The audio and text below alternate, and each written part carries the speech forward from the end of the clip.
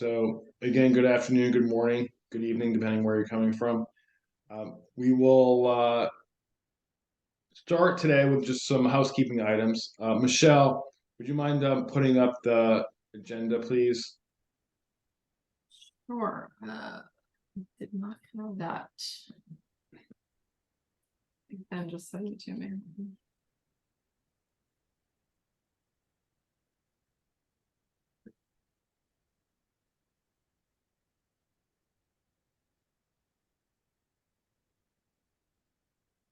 Oops, sorry, I got a bunch of people coming in. Okay. Well, Ben, you have it, right? You want to share it? I got it. Easier, Michelle. Oh, Ben, yeah. Okay, here we go. Okay. So they're just coming in left and right. Okay, we got a lot of folks coming in, so. Okay, can you guys see my screen? Yes. Okay. Okay, great. So let's talk first about Forti-fest. Hopefully we've got a lot of folks. We see the reports every single week, and there's a lot of people that are using Fortify, getting engaged with it, starting to use it. We're coming up now on the last half of the month. So if you haven't checked into Fortify and started putting clients on it, I would definitely recommend doing that, because when that happens, you're automatically included in the Forti-fest contest, which closes on the 31st, and then we'll announce everything on, Michelle, I think it's November 16th, right? November 16th, yeah. So on the SaaS call November 16th, we'll announce 3 winners for that, and it's the MSP that's got the highest score, security score. Reach 100. So Yeah, has first anybody one reached 100? I was wondering that earlier. I know the answer to that question, but we're not gonna go there yet. Well, it's the first one that did. The first one to 100, but I want to keep people suspense because 100 is really difficult to get to. So, and then the other criteria, Michelle, can you? Yep, the largest change in overall secure score across your entire client base with a minimum of 10 organizations connected. And then the third is the highest percentage of connected clients. Okay, great. So those are criteria. We're giving out nice prizes for those. So again, if you're not in Fortify, please do so. Office hours. So we're starting office hours. I think the first one's the 31st. It is. Okay. Ben and Anthony are doing those. Ben, you want to give people a little highlight of what they can expect from office hours? Yep. It's going to be very technical. We're going to be talking about things that you guys have seen in the wild and rules that we can create and share amongst the entire community. Sounds like you're going to be doing some work for some folks. You do the work, it'll benefit everybody. You do the work, they copy the work.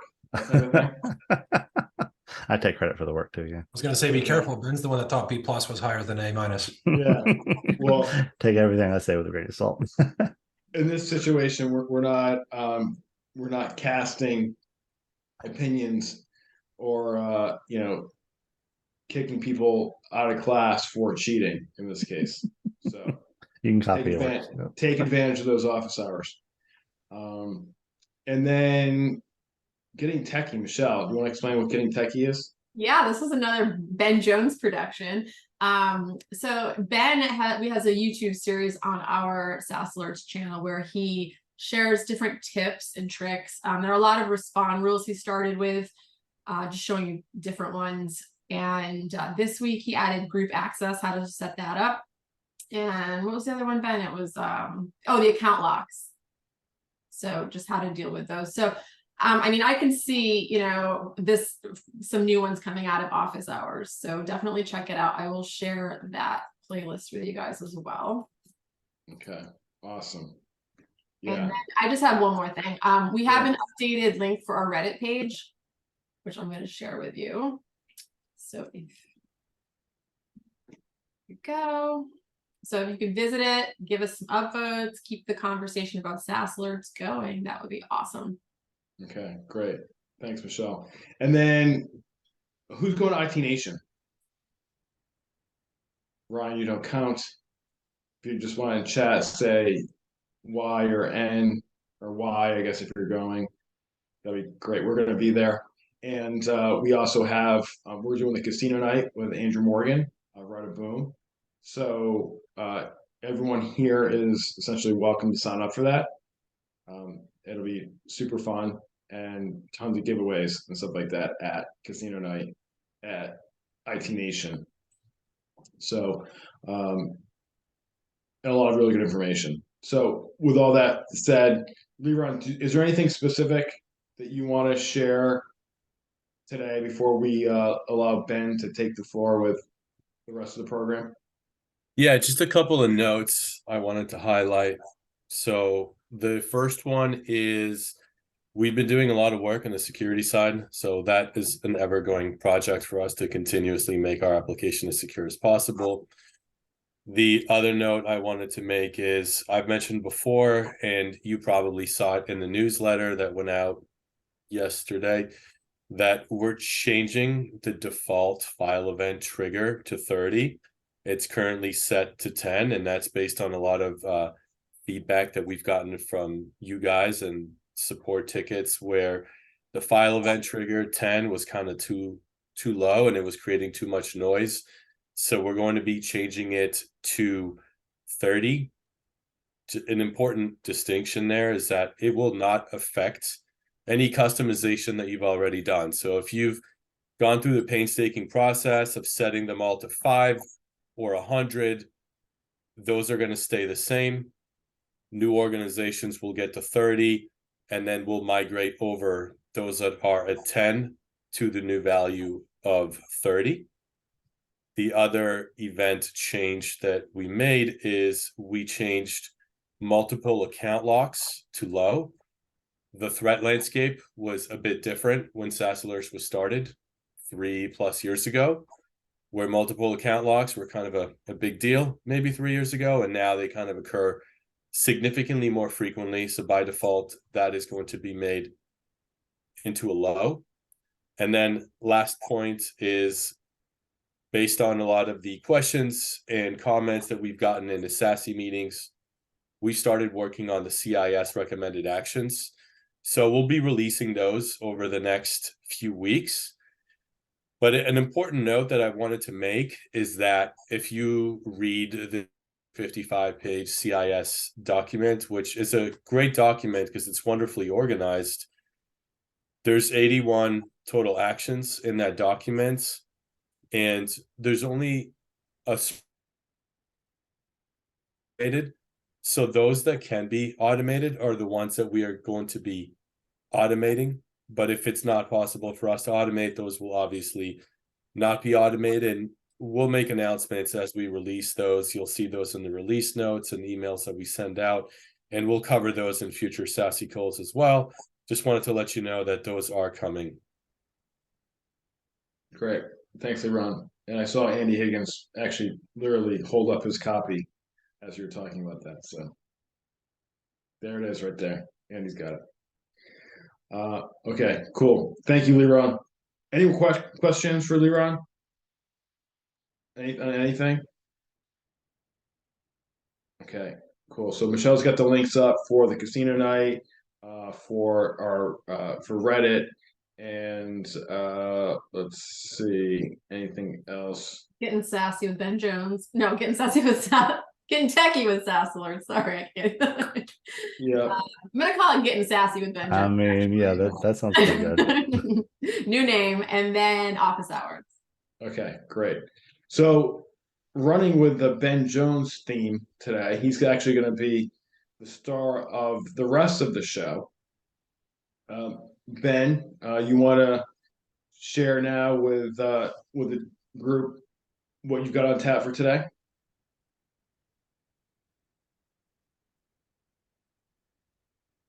Hang on 1 second. I'm going to adjust my screen a little bit so you can see that. Almost there. This is kind of a surprise. There you go. There we go. Beautiful. So now you can see that full screen. Yep.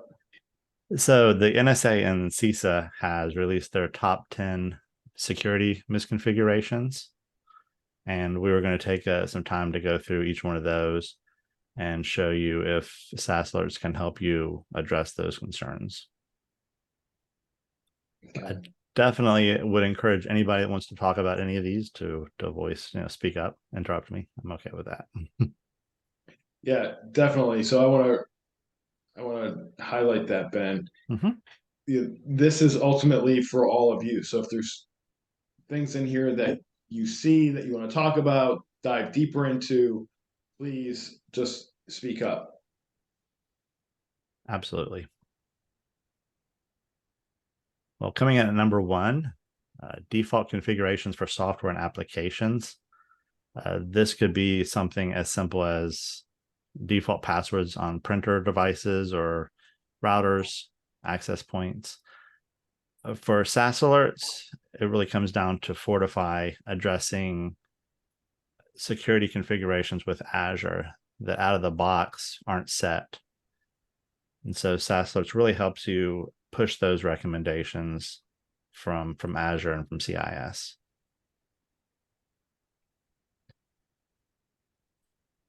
For number 2, separation of user administrator privileges. SaaS alerts helps you identify those users that are admins and helps you reduce privileges so that you're practicing least privilege. I know many MSPs, and in fact, I've been guilty of this, of having global admin credential privileges on my daily driver account. That's become a pretty big no-no, just simply because if your credentials are compromised, the bad actor now has access to your entire environment. Anybody else been guilty of this? Want to raise their hand? So how about anyone using the reporting that we provide to identify these privileged users? Okay. Roger raised his hand. Thank you, Roger. Okay. I think Joshua's been going through. Mike's got his hand up. Okay. Very nice. Very nice. So Joshua says we've been going through configuring groups and permissions in Microsoft Partner Portal with the new GDAP stuff. Okay. I salute you. I know it's not been easy. Okay. Anybody else? How you guys, anyone else handling it differently, using your reports? Yep, Josh was right. Cleanup is never easy. Yeah, it's really a matter of convenience too. Last thing that we want to do is have to sign into another account just to make global admin changes. But with with SaaS alerts, we can set up response rules to monitor those accounts too, and really point out when people are accessing them and making changes. Yeah, Ben. I mean, it wasn't that long ago. You were at MSP. Yep. In charge of all this stuff. Think back to before you had SaaS alerts. How were you doing this? Oh, manually. Definitely manually. Each tenant one at a time. Mm-hmm. Okay. But yeah, we all had, I think, global admin privileges to our and internal MSP Microsoft tenant. So it was a challenge removing all those. We as engineers, we're usually the last ones that want to eat our own dog food. Yeah. Moving on, we have insufficient internal networking monitoring. And this mostly comes down to monitoring what activity is going on inside of your network. So, first of all, let's just take a back up for a sec. Mike just threw out a question. He said, so I'll ask a dumb question. What did you use for the global admin then? Each one of us that did need global admin privileges had a separate account that we would have to sign into in an incognito window.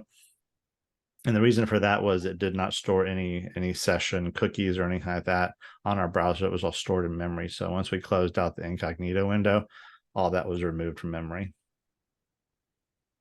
As threat actors, if they were in your machine and you did sign in, you had that cookie, that's something that they could export and take somewhere else. Great. Thanks, Ben. Sure. Continue to dig into this one then. This is, while SaaS Alerts doesn't really do too much with your internal traffic, this is keeping an eye on what's going on your internal network. And that could be done with setting up logging with the switches, firewalls, things like that. Number 4 is lack of network segmentation. I have seen this countless times of going into someone's environment and signing on to their guest network only to realize it's the same as the production network. Customers usually either don't have the hardware to support VLANs or don't implement them properly. I would love to hear some stories if you guys have ever run into environments like that, or maybe a lack of guest network at all.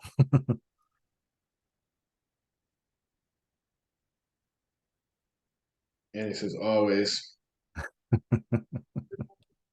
Yep. I remember a specific story going into a dentist practice, and they said, "Oh, you can join our guest network. It's a lot more secure than our main network." And I said, "Oh, okay." And then just a network scan on your phone is like, "Oh, this is your server, huh?" So, yeah, VLAN is very important, and also usually also part of compliance as well. PCI, DSS requires your VLAN to be set up correctly. Poor patch management. My question is, do you know your patches are being applied? And this really comes down to properly configuring, your RMMs, and that's something that SaaS Alerts can see that's being done. We can pull logs from a lot of your different RMMs.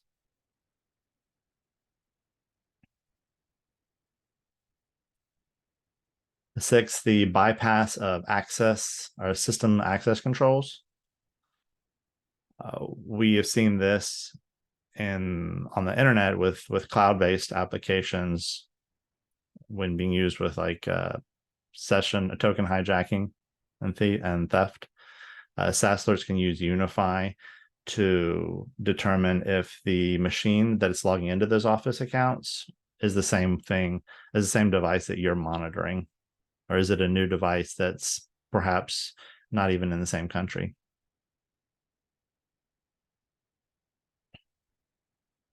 Has anybody got a chance to use Unify for that purpose?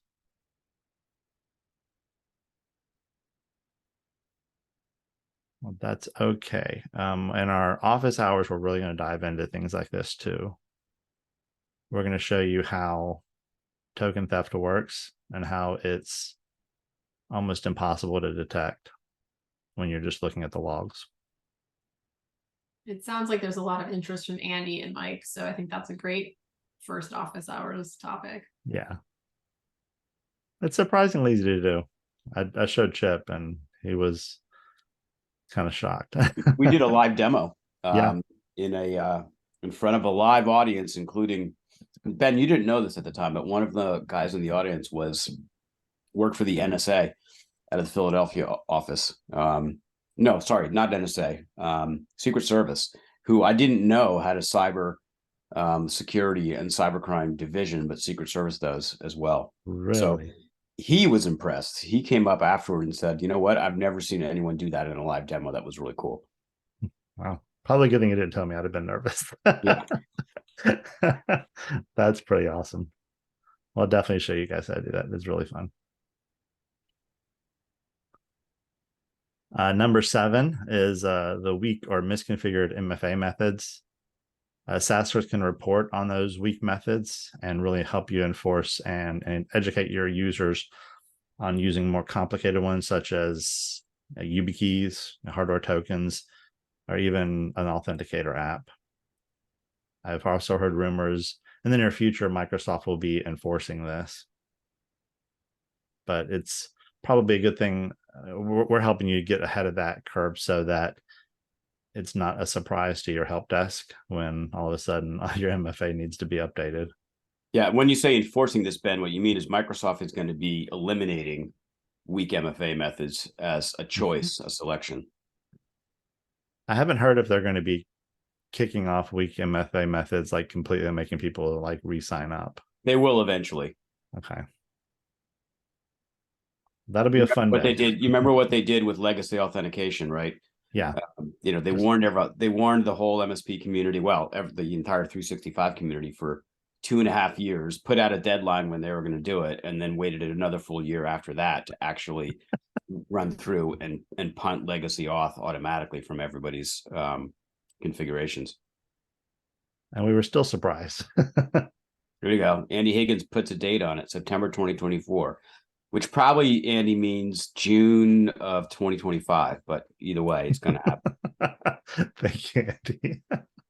Very nice.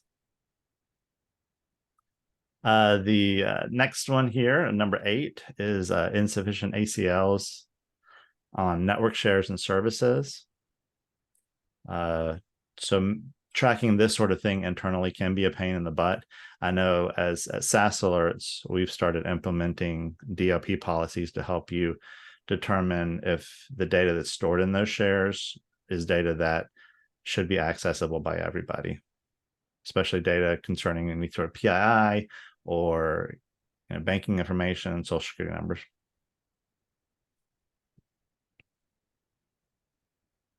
Number 9 is poor credential hygiene. I know none of us have ever seen this. Poor password use. No, doesn't happen. But SaaS Alerts can help you detect those repeated attacks on your accounts, which we really encourage you to use. And while we can't see what their passwords are, we can show you the accounts that are being targeted, and you can verify with your customer or implement policies that enforce more complicated passwords, and obviously MFA. All right, and last but not least, unrestricted code execution. This is code that can be run, without any sort of checks and balances on your system, and can be done. Typically, it's for systems that don't have any sort of endpoint detection, or the policies aren't pushed out from your different monitoring softwares to enforce and these sort of things from being unrestricted.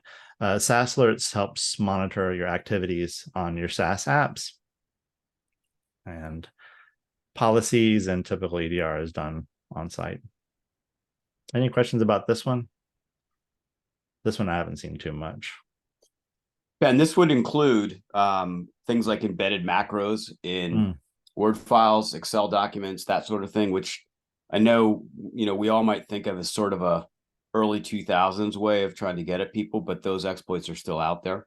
And they can come through web applications as well, pulling files down from web application that you think you're downloading a Word file that's a description of a product or something else, and it contains embedded macros. So there's lots of different ways Good point. of this impacting the local device environment. This is not anything that SaaS Alerts particularly helps with, but it's obviously an important misconfiguration to make sure you're paying attention to. Correct. But that pretty much covers their top 10. Is there any of those that you guys wanted to talk about further or wanted to deep dive into? Yeah, let's open the floor here for questions or follow-ups, stories on any of these elements. Those of you who are devoted CIS followers, maybe commentary.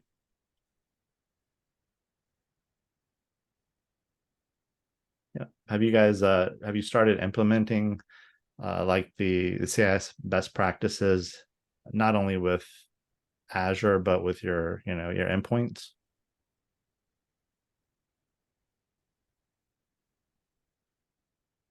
I just wanted to chime in. It's Anne from Ikaru. It's still an uphill battle.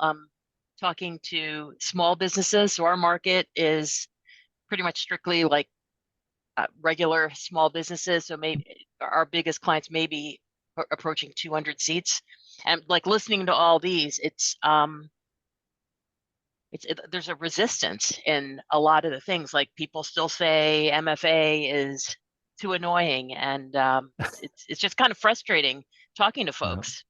And for the code execution control, there's really simple and affordable ways to deal with a lot of this stuff, and yet there's still a lot of resistance.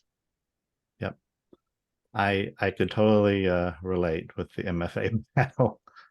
One of the reports I always used was the SaaS risk report, and I chose usually like the last 60 days or 30 days, showed them all over the world where failed login attempts were coming from. As being a small town and working for a small town MSP, that was the argument that we got, is that, nobody wants my data. And those customers really need to realize that while their data may not be important, their contact list is. And that can really, that's how I've seen them spread very quickly. And have you utilized the SaaS risk report as a tool to try and help people understand the risk of brute force attack or password spray attacks? Yeah, I feel like we do a ton of education with clients, and we're just running an opt-out right now and getting it's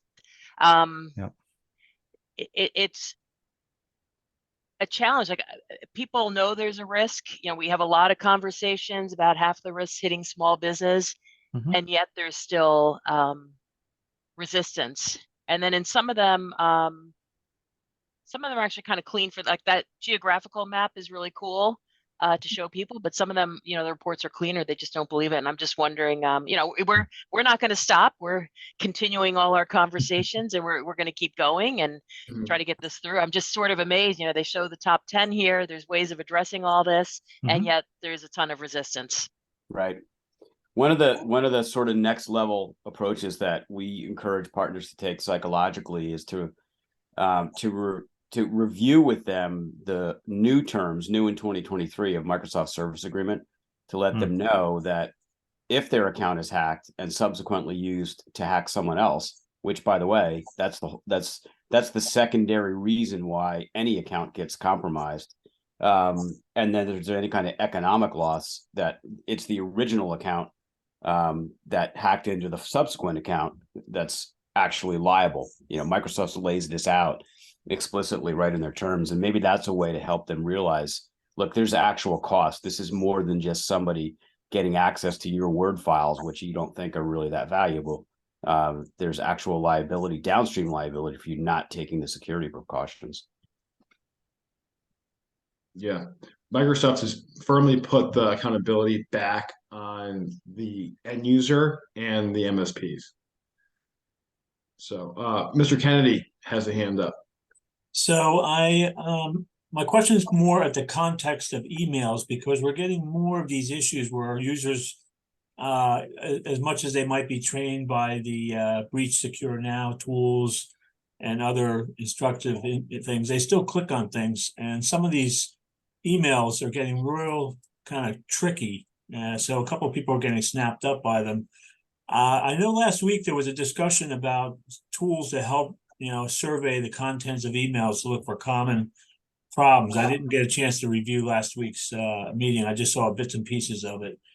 But is there a way to kind of, besides we have AppRiver for the spam tools, but is there another way to kind of cursory check the contents of mails for common phrasing that is typical of spam or malicious acting types of emails?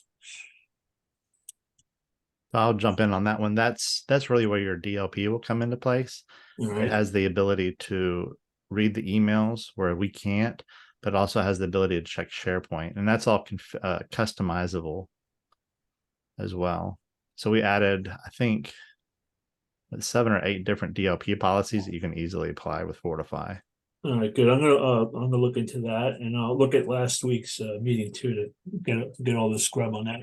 Now, one last question too is, have you heard of such an email that is basically it's a graphical email, like a picture that is accepting a hover of a mouse as a click and then executing code. Have you heard of such a strange, type of email? That could definitely execute JavaScript code, because a hover action, if it's in a browser, and Outlook itself is just a browser, if you think about it. So anything that is allowed to execute JavaScript code, there is, a hover action will run JavaScript code on hover. So that is definitely possible. Okay, because we think that we've had a couple of emails that have that look to them. They're actually a photograph. It's actually like a photo and designed with just a hover to make an action like JavaScript happen. I just was wondering if people had seen those before. It just was like, is that something a DLP policy could possibly scan for or not? I think you're more, not so much DLP policy. I mean, now you're falling into either Windows or 365 Defender or other malware scanning products for email specifically. All right, good. Thank you. Great questions. Yeah. Andy's got his hand up. Andy Higgins, yeah. Can you hear me okay? Yes. Yeah, we've seen, of course there's a word for it, quishing. QR code phishing. Yeah, we've seen that recently where there's just 4, screenshots basically, and one of the screenshots is hi there, a bit of text introducing themselves, then there's a QR code in the second screenshot, and then other screenshots, and that's all there is. So there's 4 screenshots in an email, or 4 graphics. And I use Avanon, Checkpoint Avanon, to analyze all my emails, and even that didn't catch that, because how is it going to analyze every single picture? I don't even. So I'm interested in what you said about DLP though. Is DLP inbound and outbound? I always consider it more of an outbound protection, but it can be done. It works on. Yeah, and SaaS Alerts will help us by analyzing parts of the email. Or you said you can't read the email itself, so. Yeah, it helps you with the implementation of DLP. If you ever run through the wizard manually through Azure, it's extremely complicated and really time consuming. And so SaaS Alerts will help you establish that base config, get that in there, and alert you. And you can do much more with it as far as the reaction. You can put conditions in there that say if someone's sending out PII, encrypt the email automatically. Yeah, and I think that's the reason most people don't have it switched on. And I think it comes with Microsoft Office 365, but most people just don't have it switched on. But it's totally that's a fantastic question. Free. You need us to move up a little bit. You want large or medium? It's probably large. Andy, I want to just point out also that there's Ben is distinguishing. Can someone? 2 iced Alex. Palm Beach Rebels, sugar-free as possible. Somebody's ordering coffee. Somebody's ordering coffee. Michelle, can you mute Alex? Alex, I'm gonna mute Alex and see if There you go. Can you get me something too? Yeah, sounds delicious. Yeah. So Andy, I think it's just worth pointing out that what Ben is talking about is custom compliance events versus system compliance events. There's both, right? You can apply. Microsoft has automatically built some system compliance events, but they also have DLP policies for certain kinds of content, and you can apply those in very much the same way you build custom rules in SaaS Alerts Respond. You can apply those policies to custom compliance events, and SaaS Alerts then reports on those violations when someone takes an action that is outside the boundaries of what that custom compliance policy is set up to do. Okay. Well, just as a separate thing on something we talked about a little earlier, one of the things I really liked about the ICS critical security controls, which I haven't read through completely, but I do have a document here, are the implementation groups. And that has helped me to sell to certain clients by telling them, well, you're in implementation group 1, and so all the controls don't really cover you. And maybe then you can use that as a way in to say, just do these things. There's an order. That's the one thing I liked about these ICS. There's an order, and it sort of tells you how to do it, as opposed to just a bunch of security controls that you've no idea how to implement. Or there's just too much. It's an overwhelm, you know? Yeah. So I just want to mention that. What people don't know, though, is, for those of y'all that don't know, is Andy, who I use frequently, is his expertise is in email migration from all kinds of platforms and deep email expertise, right? So we have about 200 MSP clients. We use SaaS alerts with as many as we possibly can. Given the threat landscape changes that have happened, we have BEC experts. We do, I don't know how, probably 5 or 6 BECs a week. Without SaaS alerts, it would be incredibly difficult to do 2, much less 5. But, you know, Andy's one of those guys that we rely on when there's something just out of whack with, you know, even with our BEC guys, or we have a migration project. But the threat landscape continues to change around some of these things that people are mentioning. The other thing you got to be watchful for is what we call campaign-based malware. So the first email is innocuous, has some plain language in it. The second email has some good links, solid, you know, news links, particularly with Palestine and you know, in Israel, that's picked up 10 times. What they're trying to do is build a positive scoring system for that email sender. The third or the fourth email starts to provide false paywall sites. Oh, you can log in with Microsoft or Google or whatever. We'll let you in for free for the first 10 articles, and people fall for that left and right. And of course, that's where the compromise happens. We've had a couple of issues, or a couple of clients. Like I said, we have about 600 or so SMBs that we support through our MSP partners, but we've had 2 today completely that SaaS alerts locked out because of behavior and rule sets that we built. Had SaaS alerts not been there at 3 a.m, they would have had a BEC. Their data would have been exfiltrated from OneDrive, from email, from SharePoint, from whatever else. Right now, that's the functional power for us of SaaS alerts. Now we'll add, if you're having a hard time getting control of that, right? Checkpoint Harmony protects Teams, OneDrive, SharePoint, and the email content, not just the email content. BC, yes, DLP is there, but DLP is such a time-consuming pain for people. And if you don't know DLP, then it's that much more difficult. But I just wanted to mention how quickly the threat landscape has changed around, some of these events like Russia and Ukraine. It had been there. We predicted a 5x increase. It was about that, but it's been a 20x increase with Israel and Palestine and everything that's going on right now. And so I would say enforce as many applicable rules as you can with Respond, or you're going to be dealing with a BEC. There's just no question. Andy and I have worked together for several years, and he's nodding his head because we've seen a bunch of them, but it's just one of those things where that's a quick solution. Block them out, deal with it in the morning. But I did want to mention without SaaS alerts, we would be dealing with it post BEC, not pre BEC.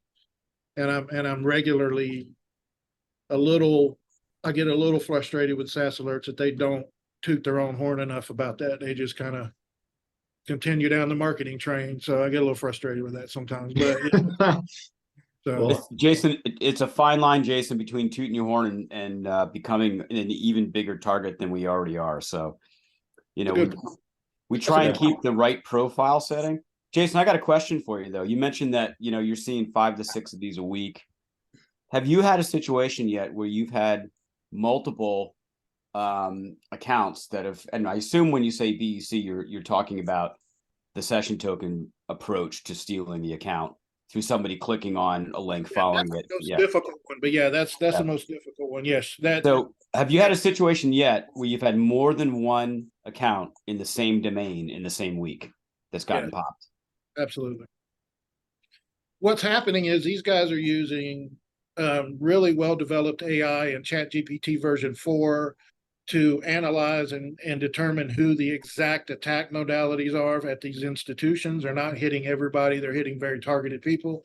They're building up security ratings by sending these innocuous messages back and forth to people to try to build secure scoring or to try to build up the scoring for that sender.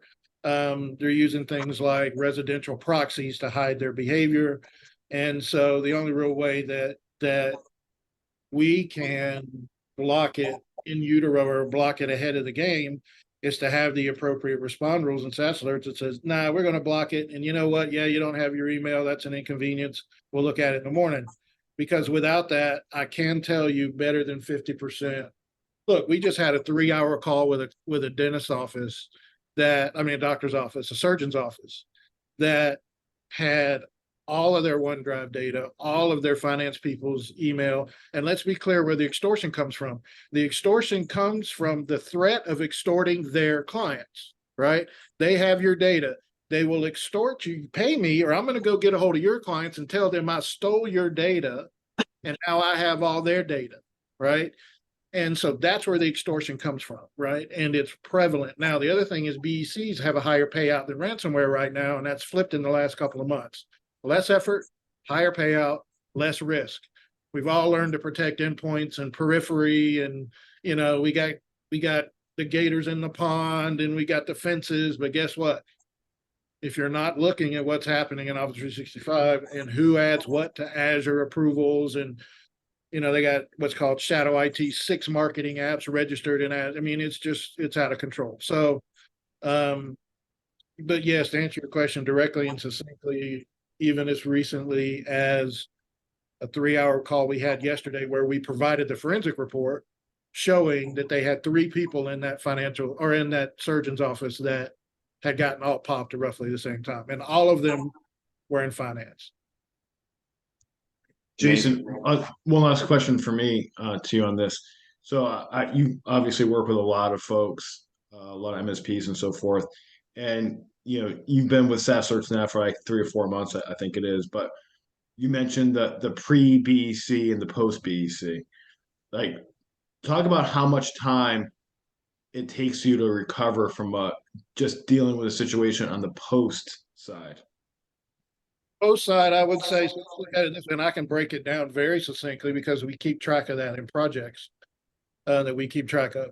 First of all, if we're going to get involved in a BEC, it's an existing client. Just to do the BEC analysis, right, is $5,000. If they're not an existing client, it's $15,000. All right. We provide the full data and forensics report from that. That's another 2 to 3 days of investment in one of our BEC guys.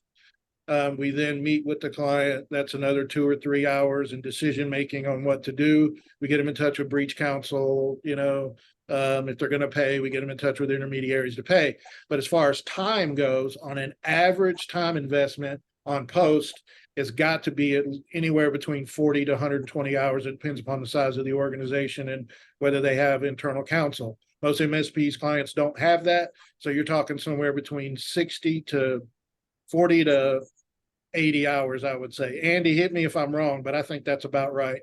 And I'm looking at our projects and they're all roughly around 80 hours. And that's just to rebuild confidence in the client that they're no longer under attack. There's no, kitty background that's loaded up in Teams or threat hawk that's loaded up in SharePoint, going through and finding all that. That's just, hey, you no longer have threat actors in your environment. That's the minimum time investment. Okay. So, or you could set up respond rules. Or you can set up respond rules and lock ahead of the game and deal with them being frustrated they can't get their email at 6 a.m. It's literally that easy. Right now, it's literally that easy. We pick up a new BEC type. We look at our respond rules to determine whether or not they meet it or not. If they don't, we modify or create new ones, right? We add them at our MSP level for our clients so that they're protected. And then we move on. It's a whole lot faster doing that. I'd make a whole lot more money if I'd let the BECs happen.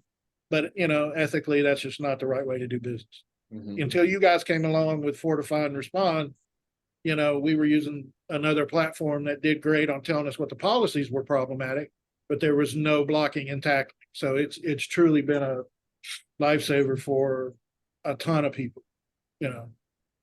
Matter of fact, us included, I had one of my SecOps SOC guys fall for something, I don't know what, but it locked him down, and he couldn't do anything until we did our analysis. And he didn't have access to anything that would have been majorly problematic, but I didn't have to report that we had an issue. So it's too much, man. It's too much. Yeah, so you just made an interesting comment, Jason. The whole reputational protection piece of this and the requirements to report to customers and vendors, if it's one of your clients that has a BEC, this is, I know you make the choice ethically to stay out in front of it. You're going to make less money than letting it happen. But for your customers, for all your customers, when they have a BEC, they really have an ethical obligation and a legal obligation to almost instantly report it to their customers and alert them so that they're not part of the follow-on attack chain. I see Andy in the upper left of my screen anyway, nodding his head. And that's why the instant remediation piece of this, even if you've only have an 85% probability based upon the rules that you set up that an account's been compromised, you still want to lock it down and then deal with the consequences of a slightly frustrated customer in the morning. We try to teach them that the current threat landscape will mean you are going to have interrupted users. Email is more or less critical for different people, but you know what? If you're locked down until we can do the proper analysis and make sure that there's nothing problematic and enable the account or accounts again, the time spent in doing that is a whole lot less than the money and time spent on trying to fix the problem. Yeah. Right. And one more comment, then I have to jump to another webinar, but just remember in the 365 and Google Workspace world, BEC is not just a business email compromise. It's an account compromise that gives you access to everything. So if they're in there for any length of time, they're in SharePoint, they're in Teams, they're able to burrow deeply and try and get in and set up a situation where they can live off the land low and slow and you don't even find them. So it's where they can export that. And I want to catch this while you're still here. There's new malware out there, and the names, I wrote them up on Tech Tribe, but there's some new malware we've run across that can exfiltrate that OneDrive and that email data in a ridiculously short amount of time. Right. And then you have to assume complete compromise. Right. Yeah, we just covered this earlier this week in a different webinar, that the notion of what ransomware is no longer includes the requirement to encrypt data. It's just the fact that someone has your data, that they can to blackmail you, because that having all of your data or even a good chunk of it is an incredibly powerful tool to embarrass you with customers and vendors and everything else. So people wind up willing to pay just to get off the hook. So with that, people who say, "Oh, my data, nobody wants it." First of all, the bots are doing most of the compromise. They don't care who you are. Secondarily, your data is important to them. Your customers is, because they can extort you at threat of contacting that business's clients and putting them under an incredible amount of pressure, period, in the story. Right. I've got to jump. Jason, thanks for your comments, and we'll see everybody next week. I think Jim and the rest of the team will take you through. Yeah. See you, Chet. Thanks, Jason, for those comments. Really appreciate it. I'm glad you're seeing so much value from the platform. Anyone else want to comment, have questions? Just quick comment for me is, when you have trouble getting customer adoption with MFA or whatever policies are, you can look at the story that Jason just walked us through, just outlining those steps for a business to go through after a compromise occurs. And when this happens, you have key players that cannot access their email, the downtime for the business, and the steps and the lawyers and all these other things that you have to go through. Isn't it just easier to set up MFA and hire an MSP who can deploy things like respond rules to protect you? That's kind of what I think about, is if I was a business owner and you're talking to me and trying to sell this to me, I'd pay you the extra few bucks because I don't want to deal with any of what Jason just talked about. Yeah. I totally agree with you. Anybody else want to make a comment or share a challenge they're having, articulating some of this information to their customers?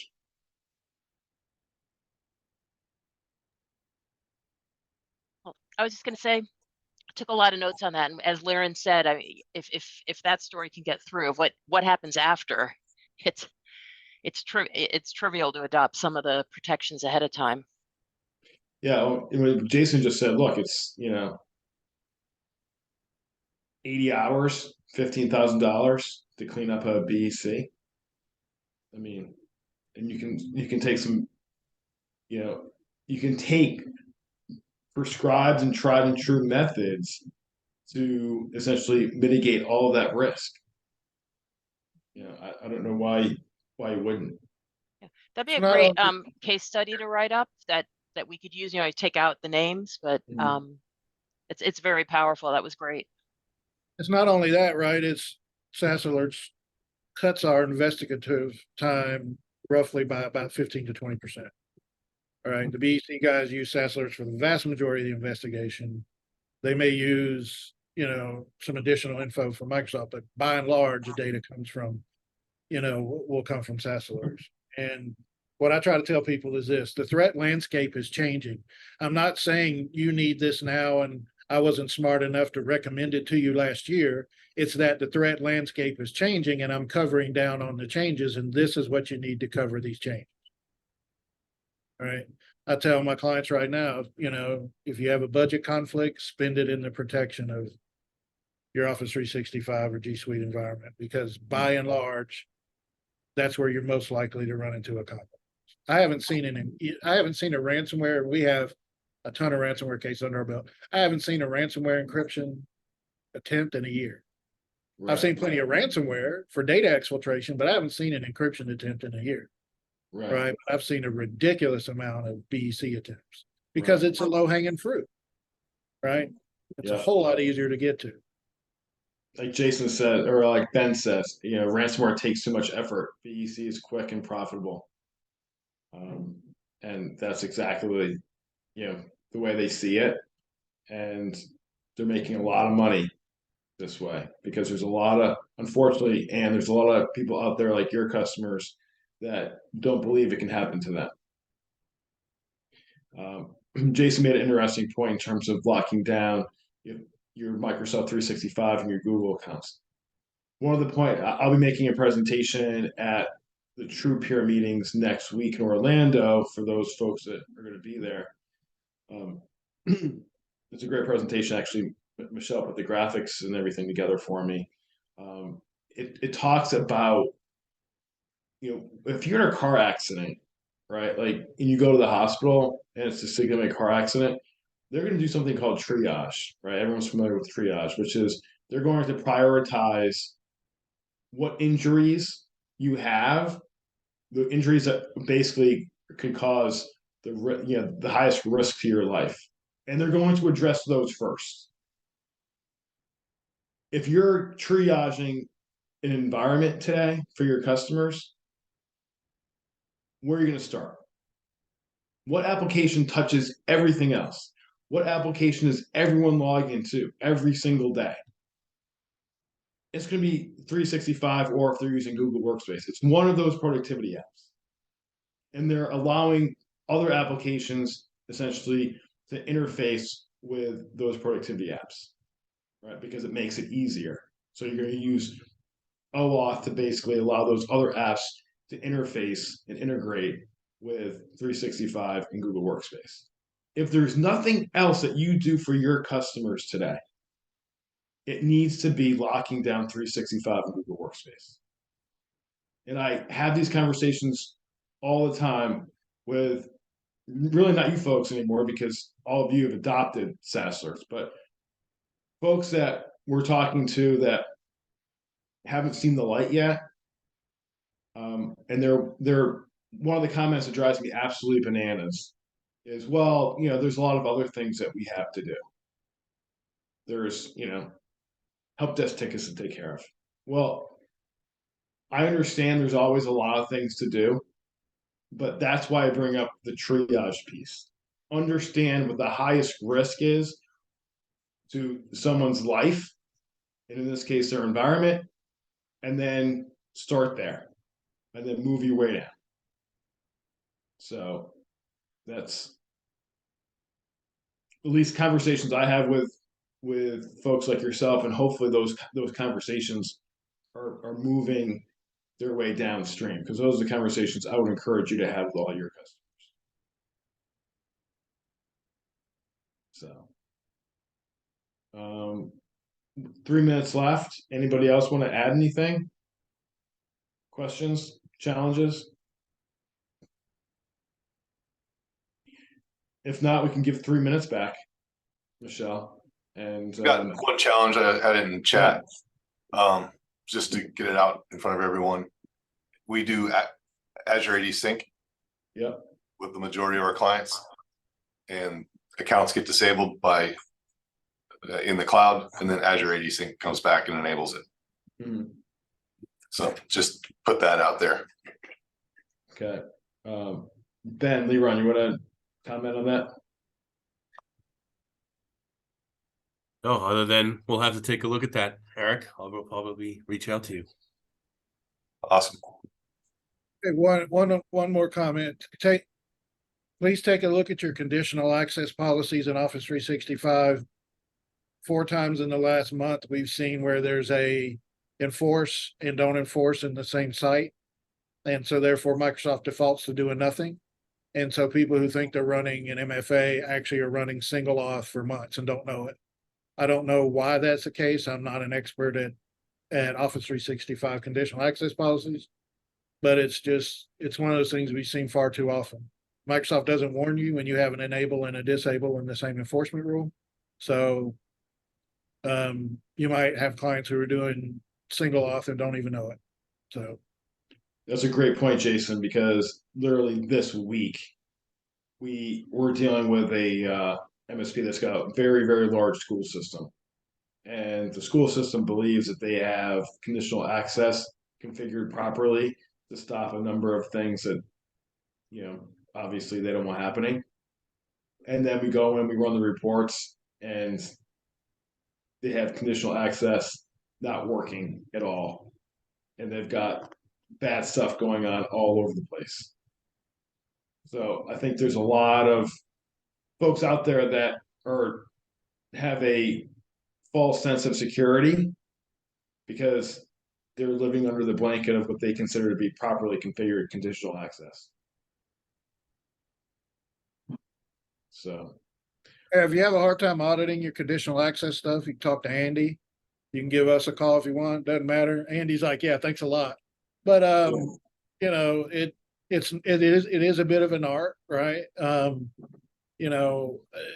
Alerts is going to help protect you, but the conditional access stuff has got to be right so that everybody understands what they're dealing with. So if you're not quite sure how all that stuff works, find somebody who can help you review it, because it is pretty important. SaaS Alerts can only do so much if everything's wide open before they have to make the decision engine. Then SaaS Alerts gets blamed for blocking the account, shutting down. No, they're just doing their job. How you configure the tenant will determine how frequently they have to take, disruptive action. But SaaS Alerts gets blamed for doing their job, and I have to explain that to people sometimes, right? Because SaaS Alerts isn't broken; it's just doing what the rule says it needs to do, and you got problems before the rule set. So, right, conditional access can be tricky. So, I didn't mean to speak that much. Appreciate everybody's time. I enjoyed it. No, thank you, Jason. Really appreciate the comments today. Definitely. And everyone else that participated. Thank you all. Thanks, Ben, for running through all that stuff. And we'll look forward to seeing everybody next week. Thanks, everybody. Have a good one. Bye, guys.